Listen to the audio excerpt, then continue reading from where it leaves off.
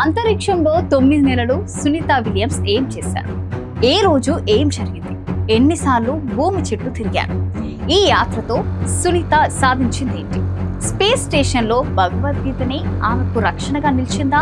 ఆ రోజు రాత్రి దేవుడితో ఆమె మాట్లాడారా? ఆకాశంలో దేవతలు ఉంటారనే ప్రచారంలో నిజమెంత? ఇంతకీ ఆకాశంలో ఉండి నడిచిన దేవత ఎవరు?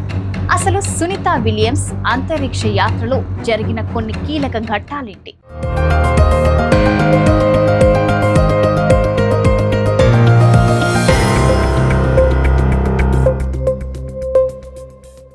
హాయ్ హలో నమస్తే, వెల్కమ్ టు తెలంగాణ వ్యూ. నేను మీ యాంకర్ రచన. సుదీర్ఘ విరామం తర్వాత ఎటకేలకు సునీత విలియమ్స్ భూమికి చేరారు.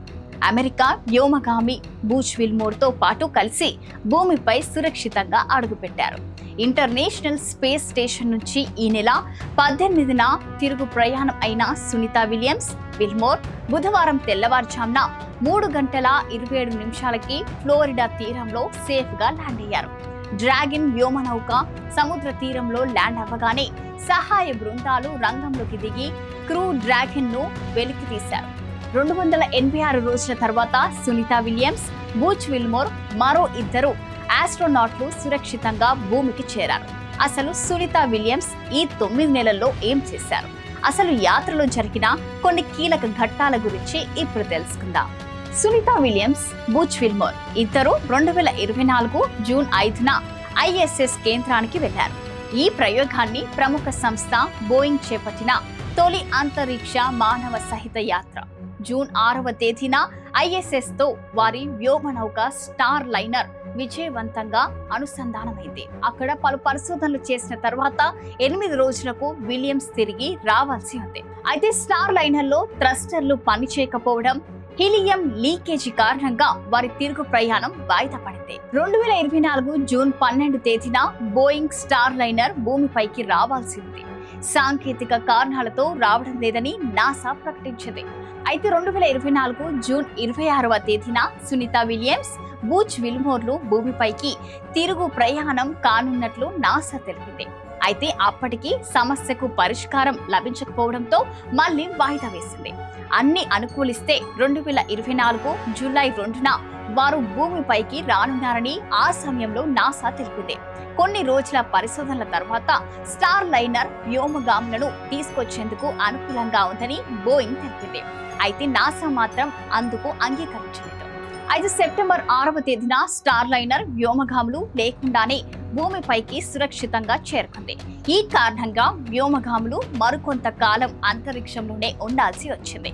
అంతరిక్ష కేంద్రంలో చిక్కుకుపోయిన 2 తీసుకొచ్చేందుకు ఎలాన్ మస్క్ కు చెందిన స్పేస్ ఎక్స్ క్రూ 9 మిషన్ లో భాగంగా ఫాల్కన్ 9 రాకెట్ ను సెప్టెంబర్ 28, 2024న నింగిలోకి పంపించారు. 2024 సెప్టెంబర్ 29వ తేదీన సాయంత్రం 5:30 అంతర్జాతీయ అంతరిక్ష కేంద్రంతో క్రూ 9 మిషన్ అనుసంధానమైంది.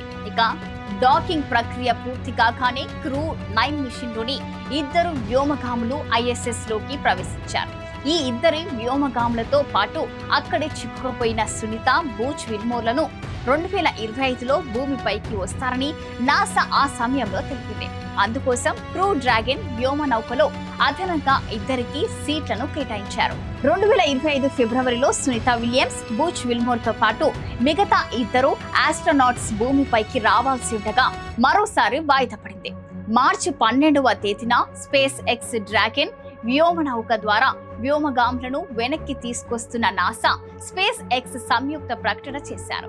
2025 మార్చ్ 16న విజయవంతంగా డ్రాగన్ క్రూ వ్యోమనౌక ISS వద్దకు చేరుకుంది. ఇక మార్చి 18వ తేదీన ఉదయం 8:15 క్రూ డ్రాగన్ వ్యోమనౌక తలుపులు మూసివేత ప్రక్రియ జరిగింది.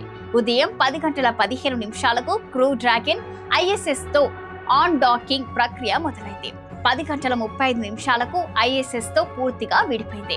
అలా విడిపోయిన వ్యోమనౌక భూమి దిశగా 17 గంటల ప్రయాణాన్ని మొదలుపెట్టింది. అయితే భూమికి సమీపంగా చేరుకున్న వ్యోమనౌక సముద్రానికి 18,000 అడుగుల ఎత్తులో ఉండగా వ్యోమనౌకలోని 2 డ్రోప్ షూట్లు ఓపెన్ అయ్యాయి. ఆ సమయంలో వ్యోమనౌక వేగం గంటకు 560 కిలోమీటర్ల వేగంతో ప్రయాణిస్తుంది. ఇక డ్రోగ్ చుట్లు సమర్థంగా పనిచేయడంతో క్రూ డ్రాగన్ వేగం భారీగా తగ్గిపోయింది. ఆ తరువాత వ్యోమనౌక వేగం గంటకు 190 కిలోమీటర్లకు చేరుకోగానే సాగర జలాల నుంచి 6500 అడుగుల ఎత్తులో 2 ప్రధాన పారాషూట్లు ఓపెన్ అయ్యాయి. అలా వ్యోమనౌక వేగం క్రమంగా తగ్గుముఖం పట్టి ఫ్లోరిడాలోని తలహాసి తీరంలో సముద్ర జలాల్లో వ్యోమనౌక నెమ్మదిగా ల్యాండ్ అయింది. నిమిషాల వ్యవధిలోనే స్పీడ్ బోట్లలో అక్కడికి వచ్చిన రికవరీ సిబ్బంది వ్యోమనౌకను మేఘన్ నౌకపైకి చేర్చారు. ఆ తరువాత వ్యోమనౌకలో ఉన్న వ్యోమగాములను ఒకరిగా బయటకు తీసుకొచ్చారు. ఇక ఇలా 9 నెలల అంతరిక్షంలో చిక్కుకుపోయిన సునీత క్షేమంగా భూమికి తిరిగి చేరుకుంది. అయితే సునీత తీసుకెళ్లిన భగవద్గీతనే ఆమెను కాపాడిందని కుటుంబ సభ్యులు చెప్తున్నారు. వినాయకుడి ప్రతిమ తనకు విజయం కలిగిస్తుందని ఆమె బలంగా నమ్ముతారట. అందుకే ఆరోగ్యాన్ని, వ్యక్తిగత జీవితాన్ని పన్నంగా పెట్టి శాస్త్ర పరిశోధనల కోసం సునీత విలియమ్స్ వెచ్చించిన ఈ సమయం ఎంతో మంది ప్రేరణాత్మకంగా నిలుస్తుంది. చాలా మంది ఆకాశంలో దేవతలుంటారని అంటారు. కానీ వాళ్ళు నిజంగా ఉంటారో లేదో కానీ ఆకాశంలో నిజంగా ఉండి నడిచిన దేవత మాత్రం మన సునీత విలియమ్స్. ప్రాణాలను పన్నంగా పెట్టి పరిశోధనలో భాగమై భవిష్యత్తు తరాలకు బాటలు వేసిన సునీతమ్మను ఎంతో మెచ్చుకున్న తక్కువే.